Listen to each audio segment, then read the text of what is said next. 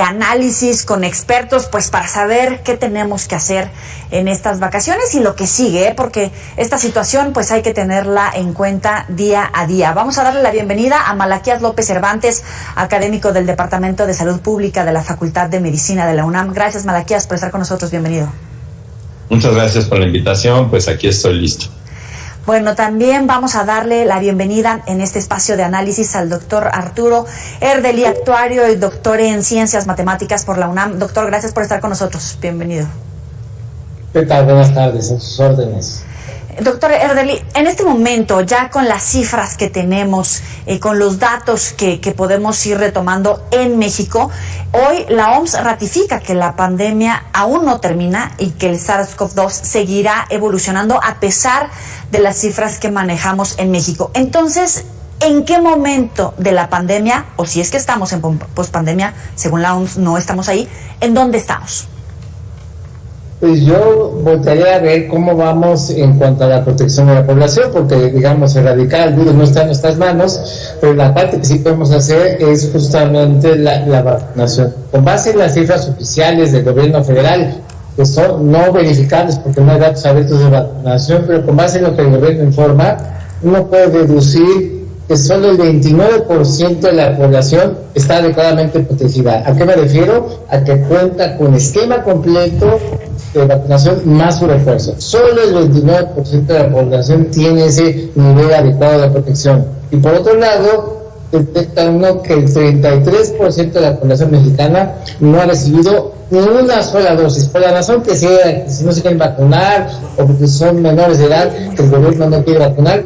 Pero el caso es que en México hay 42.3 millones de mexicanos que por la razón que sea no han recibido ni una sola dosis. Entonces creo que con ese bajo nivel de cobertura en vacunación, contrario a las cifras alegres que luego hace el gobierno, pues no estamos como para bajar la guardia, como para pensar y olvidarnos del uso de mascarillas, que además el uso de mascarillas creo que no arruina economías, al contrario, el uso de mascarillas nos permite retomar muchas de nuestras actividades si nos disciplinamos a seguir utilizando. Doctor Malaquías, ¿usted qué opina? ¿En qué momento estamos en este momento? Bueno, habría que decir de entrada que una pandemia tiene varias etapas. Sí. Y la etapa epidémica, que es la que hemos pasado con estos brotes muy altos, pues es la que parece que se está acercando a su fin. Pero luego sigue otra que se llama la etapa endémica, donde la frecuencia de la enfermedad se vuelve muy baja y de repente aparecen algunos brotes que pueden surgir en grupos especiales de la población, por ejemplo, grupos de edad, ciertos grupos de edad, o pueden suceder en algún lugar geográficamente hablando, una ciudad, un estado, pero no generalizarse a toda la población, no generar otra nueva ola que arrase con toda la población. Y eventualmente entraríamos en lo que llamamos una etapa de erradicación y luego verdadera eliminación, o al revés. Y en esta etapa, bueno, pues ya se logró tener un control, hay una frecuencia muy aislada o virtualmente de cero durante una temporada de casos y eventualmente el germen ya no es localizable en ningún lugar. Esa etapa es cuando ya va a desaparecer la enfermedad. Hasta el momento nada más hay una enfermedad que hemos logrado que desaparezca y es la viruela. Otras que se creía que estábamos cerca ya de la eliminación, por ejemplo el sarampión, pero hubo un cambio muy importante. Ustedes saben, se crearon grupos sociales antivacuna y se descuidó la aplicación de vacunas y se desprotegió a la población y bueno, ha resurgido esa enfermedad. Entonces damos pasos para adelante y pasos para atrás. En este momento estamos cerrando la etapa que llamaríamos epidémica de altas curvas de alta frecuencia, y que podríamos entrar de lleno ya en la etapa endémica, donde va a haber pocos casos y con brotes ocasionales. ¿Cuándo ¿Cuándo podríamos hablar, no sé si en tiempo o con algunos indicadores, de la post-pandemia? Porque efectivamente hay una intención de entrar a la nueva normalidad, nos urge recuperarnos en términos de economía, etcétera. Sin embargo, en términos de salud, pues la cosa se debe de medir de otra forma, doctor Malaquías. Bueno, yo creo que pospandemia, pues hasta que se elimine del planeta, y eso puede llevar décadas o hasta siglos. Pero en la etapa de postepidemia, que es justo lo que estamos cerrando, pues ya nos acercamos, ya prácticamente estamos entrando en esta etapa, donde, insisto, ya no deberían de estar ocurriendo grandes olas, a menos de que el virus cambie y que se genere alguna variante o una nueva cepa que pueda pasar por alto sobre la inmunidad que ya tenemos y volver a empezar desde cero. Entonces creo que ahorita más bien hay que pensar que ya dejamos atrás la fase epidémica, pero nunca vamos a dejar atrás la pandemia. Pandemia lo que quiere decir es que está diseminada en muchos lugares del mundo, y esta pues ya está hasta en la Antártida. ¿Coincide, doctor Erdely? Pues si vemos nada más el caso de México, pareciera que sí, pero si vemos el caso de China, estamos viendo que están viviendo su peor momento de toda la epidemia, ¿no? Es decir, digamos, los casos ahorita traen algo así como unos más de 6 casos nuevos confirmados por cada 1,000,000 de habitantes. Para que se den idea, en las olas anteriores China no llegó ni a 0.5 casos. O sea, ahorita China está como 25 veces peor que no las anteriores. Entonces, y siendo el país más poblado del mundo, a mí sí me preocupa que un país de ese tamaño esté viviendo su peor momento. Entonces, el caso de China, que preocupa por el tamaño de población, y que recordemos, ahí empezó todo, con tantos contagios en un país tan grande, pues aumenta las probabilidades de que surjan nuevas variantes. Entonces yo creo que digamos, si bien ahorita ya finalizó la cuarta ola, entonces estaba viendo los datos del día de hoy, las tendencias, ajustando un modelo compartimental, pues parece que ya la bajada de casos, pues ya bajó lo que podía bajar, ¿no? Ya falta ver si se puede mantener ahí o se va a dar algún repunte en México. Ahora, la OMS recomienda seguir usando el cubrebocas. Sinaloa, Nuevo León, Coahuila, la Ciudad de México solo lo pide en lugares cerrados. ¿Esto es lo adecuado, doctor Erdely? Bueno, es que, a ver, primero, o sea, están diciendo ya no es obligatorio usarlo en espacios abiertos. Nunca fue obligatorio usar espacios abiertos, nunca hubo una indicación generalizada del gobierno federal. De hecho, el gobierno federal fue muy resistente al uso de cubrebocas, incluso en espacios cerrados. Entonces, esto de decir que ya no es obligatorio es como decir, levantar una restricción que nunca pusieron, ¿no? Y por otro lado, el peligro, porque recordemos que esta es una epidemia de interiores, justo el peligro es en lugares cerrados, compartidos, mal ventilados. Entonces, creo que podríamos hacer un esfuerzo, y sobre todo tomando en cuenta los bajos niveles que tenemos de cobertura, de vacunación, me refiero esquema completo con refuerzo, pues podemos hacer un esfuerzo por lo menos el resto del año de seguir usando un cubrebocas que es accesible a toda la población y que nos permite protegernos y retomar muchas de nuestras actividades. ¿Qué dice el doctor Malaquías? Estoy completamente de acuerdo con lo que dice el doctor Erdely. Nos costó mucho trabajo entender y aceptar la utilización del cubrebocas, aún en contra de las recomendaciones del gobierno federal. Y que ahora el gobierno federal se ponga a decir, pues ya no se lo pongan, me parece algo muy contradictorio, muy contrasentido. Nunca lo exigieron y ahora dicen ya no lo prohíban. Yo creo que esto tiene más bien motivaciones de carácter político. Mira, vamos a poner un escenario hipotético. Si en la pandemia de 2009, cuando la influenza, hubiésemos aprendido, como ahora se aprendió, a utilizar el cubrebocas y se nos hubiera quedado la costumbre de usarlo, muy posiblemente no nos habría ido tan mal con esta pandemia de COVID, porque ya hubiéramos estado mucho más cercanos a utilizar alguna prenda protectora. ¿Qué urgencia, qué prisa tienen en decirle a la gente ya no se ponga el cubrebocas? Es más, ¿qué tal si mejor se enfocaran en lo contrario y decir cada que usted pueda póngaselo, no importa lo que esté haciendo, no importa dónde vaya, no importan otras consideraciones, use el cubrebocas de manera lo más habitual posible?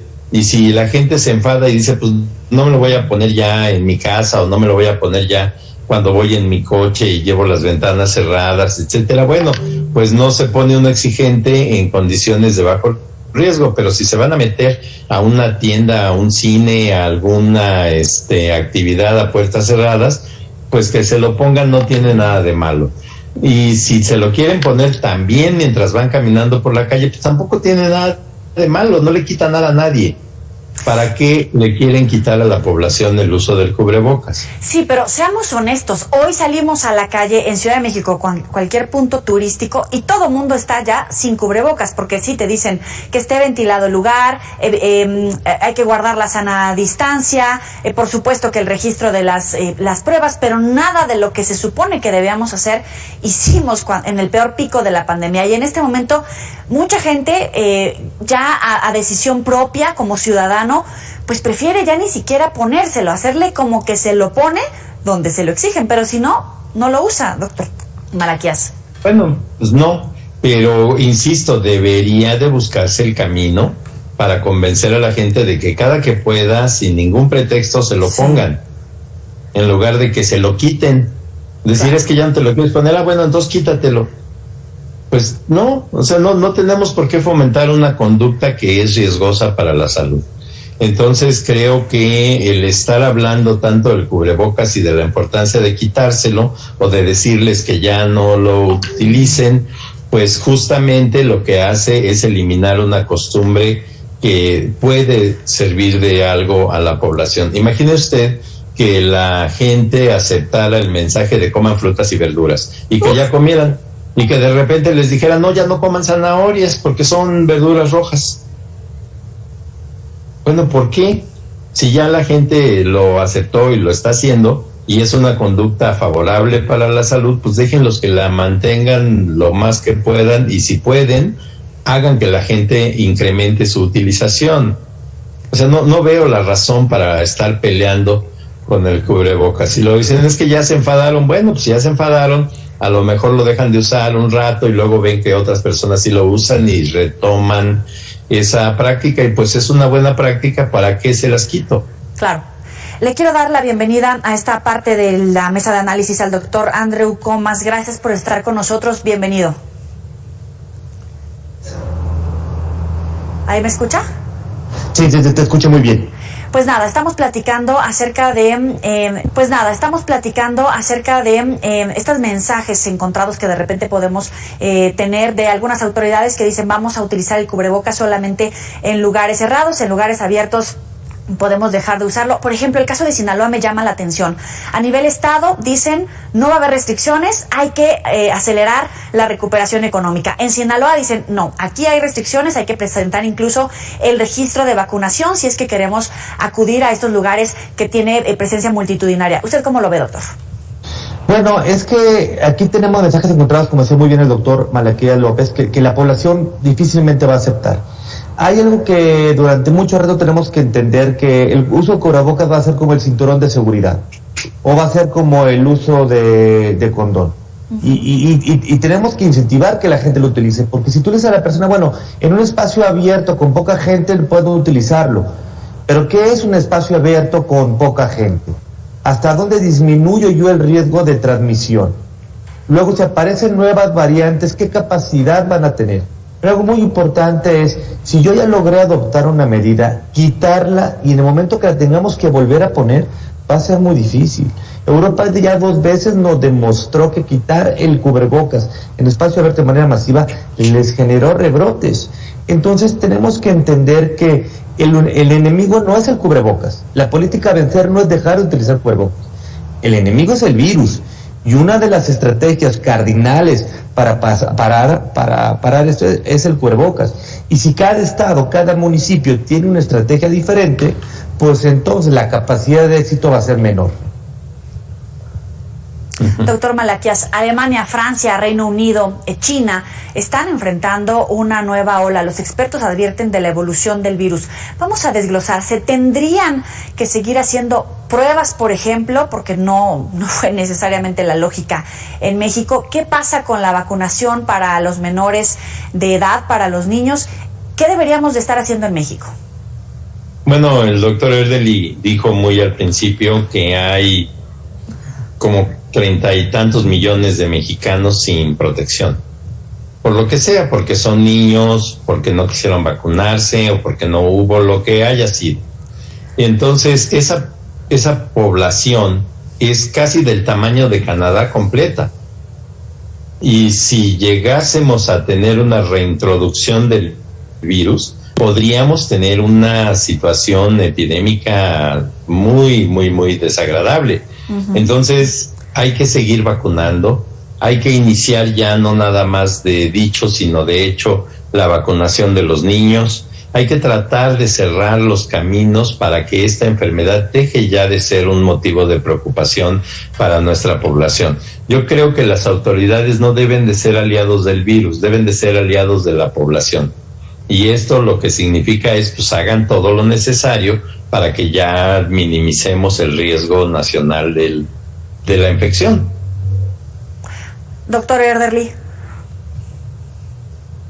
Sí, además hay otro aspecto con respecto al uso de cubrebocas y que apoyo que no debemos de abandonar esa práctica, y es que en el futuro nos va a proteger contra otro tipo de virus. Yo era alguien muy propenso a las enfermedades respiratorias antes de esta epidemia, ¿no? Ya estaba yo resignado a 3, 4 gripas o infecciones fuertes por año, ¿no? Por una condición que tengo, y bueno, pues ahora no me he enfermado ni una sola vez en todo este tiempo. Digo, no solo por el encierro, de repente tengo que salir, pero usando una buena mascarilla de buena calidad, he estado muy bien protegido. Entonces también hay que pensar a futuro que es una herramienta que nos va a evitar, si nos disciplinamos, adquirir muchos otros tipos de enfermedades respiratorias, no solo COVID-19, y aún teniendo una cobertura amplia de salud que todavía de vacunación que todavía no la tenemos, aún estando protegidos, no nos conviene infectarnos, porque en casos leves puede haber COVID largo, secuelas que van a quizás disminuir nuestra calidad de vida a mediano y largo plazo. Entonces, creo que es un instrumento muy accesible a toda la población y que justo no estorba en la reactivación económica. Al contrario, el saber que traigo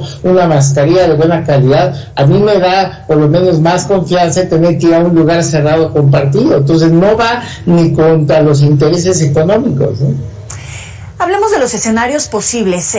Algunos dicen que es que las vacunas surtan efectos, incluso ante las nuevas mutaciones, otras que las nuevas mutaciones escapen a la inmunidad de estas vacunas. Hay otros que ponen un escenario más catastrófico, que es que el virus evolucione totalmente y tendríamos que empezar casi de nuevo. ¿Cuáles son realmente los escenarios, o si son estos, ante cuál estamos más cercanos con las medidas que estamos tomando hoy por hoy, a pesar de los escenarios que ya estamos viendo en China particularmente, doctor Comas? Bueno, hay que entender que mientras nosotros no cortemos la cadena de transmisión, mientras no tengamos al más del 90% de los mayores de 5 años vacunados, y digo mayores de 5 años porque son los que está autorizado la vacuna, mientras no evitemos la entrada de personas con el virus a un país, y permitamos la transmisión continua ante una, digamos, inmunidad bastante variable que hay debido a todas las infecciones por variantes, la diversidad de vacunas, tarde o temprano vamos a generar una nueva variante. Ahora, lo que no podemos saber a priori, lo que no podemos saber hoy, si esta nueva variante va a ser más agresiva o menos agresiva. Pero lo que sí sabemos es que esa variante va a buscar escapar mejor al sistema inmune, como pasó con alfa, con beta, con gamma y sobre todo con Omicron. Y entonces, mientras nosotros sigamos en esa necesidad de no cortar la cadena de transmisión, tarde o temprano vamos a generar nuevas variantes. Y mientras sigamos con la inequidad, por ejemplo, que tiene África va a ser un punto donde van a surgir estas nuevas variantes y vamos a ir retrasando el pasar de tener 2 picos al año a tener un pico al año y luego ya tener una competencia normal con otros virus respiratorios. Doctor Malaquías, a partir de lo que dice el doctor Comas, ¿y será que el gobierno de México ha tomado ya las lecciones aprendidas y vamos a ponernos a hacer lo que debe de hacer según la ciencia, o qué escenario nos pinta?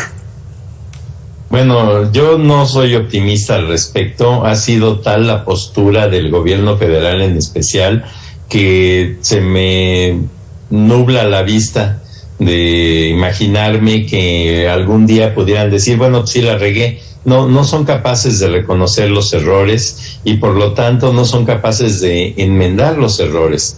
Yo creo que no tiene por qué haber un pleito a muerte entre la actividad económica y la protección a la salud. No se puede ver como, no se protejan, no eviten las infecciones porque tienen que ir a trabajar porque necesitamos que se produzca dinero. No es cierto. Si nos acostumbramos a vivir de una manera más ordenada, como ya menciona el doctor Eleli, yo creo que vamos a ganar en todos los terrenos, en el terreno político, el económico y por supuesto en materia de salud. Entonces creo que tenemos que aprender a compaginar, a entender las enseñanzas que nos ha dejado esta pandemia y a presionar un poco para que nuestro gobierno tenga una postura más razonable, sin estar confrontando a la población consigo misma por motivos ajenos a su salud.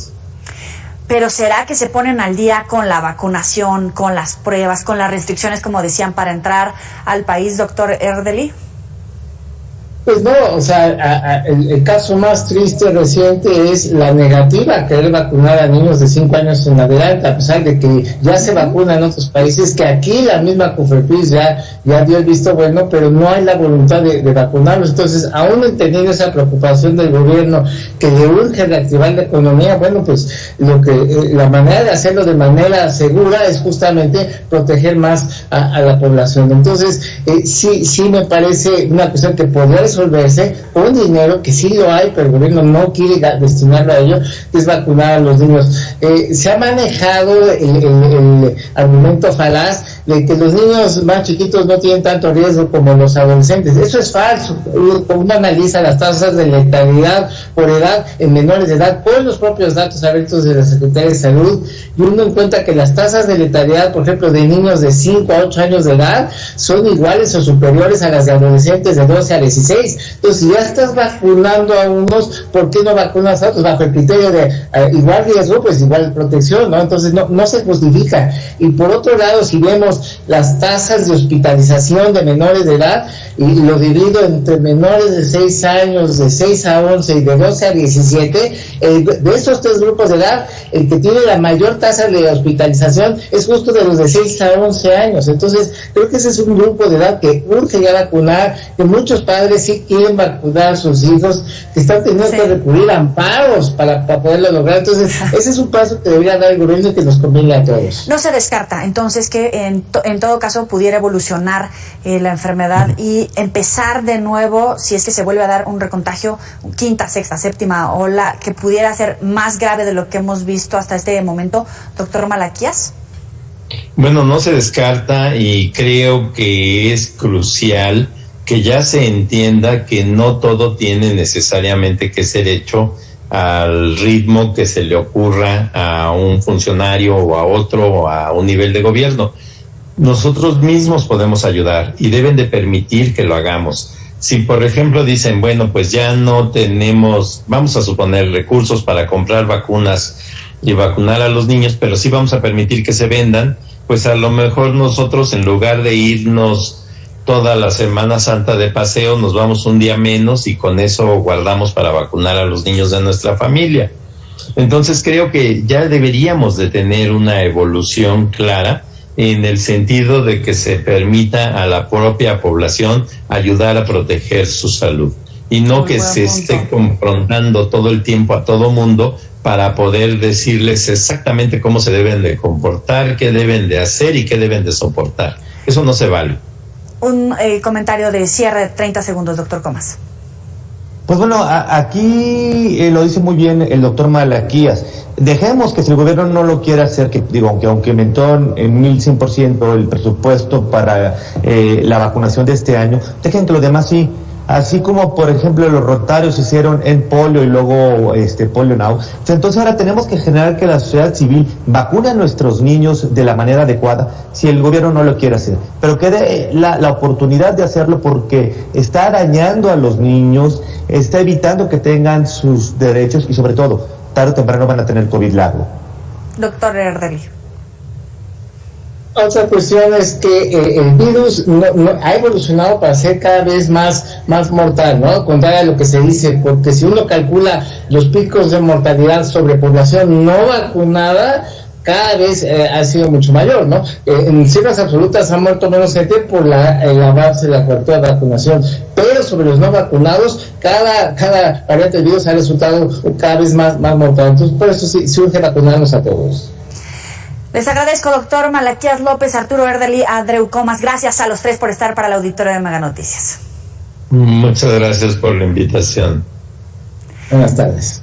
Buenas tardes. Ya sabe que puede recuperar estas y otras mesas de análisis y debate en nuestras redes sociales o en los próximos espacios informativos. Vamos a la pausa. Volvemos.